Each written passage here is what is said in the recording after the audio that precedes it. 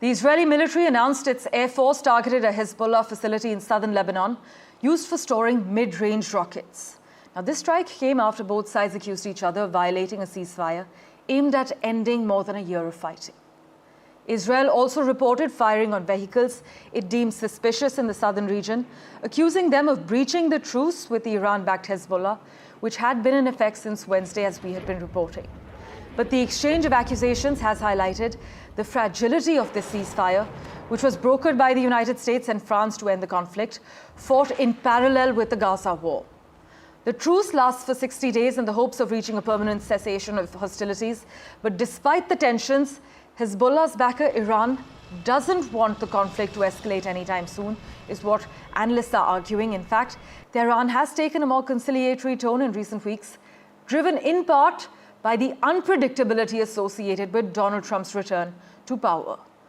Mohammad Ghazali has been tracking all the finer details. He joins us live at the moment. Ghazali, these accusations, are they being seen as a sign that this ceasefire is a respite and not a solution for peace in the Middle East? As you rightly pointed out, all the stakeholders who brokered this ceasefire between Israel and Hezbollah know that it was just a temporary truce. And both the parties are accusing each other of violating the ceasefire.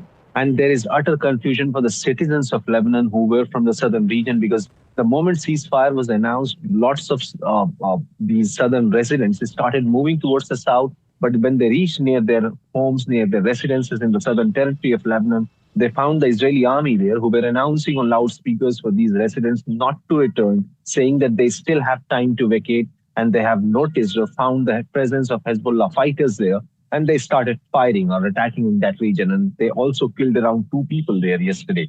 Now, that the Lebanese Prime Minister had asked people to return, that the ceasefire has been achieved, it has been implemented, and people can return. And on the other side, the Israeli army announcing them not to return. So utter confusion for them. And both the parties, both Hezbollah and Israeli army, are accusing each other of violating the rules of the ceasefire. But this certainly shows that the ceasefire can't be can't stay for very long until the implementation is done in a very genuine way. And all these stakeholders like US, France, UNIFIL, and other Western alliance partners of Israel ensures that they deoccupy the territory. Because one term of this ceasefire is that Israel can remain in that territory for 60 days, or in other words, they have 60 days to deoccupy the land. And that is exactly what Israel is taking advantage of, is what the Hezbollah or the Lebanese government is accusing them of.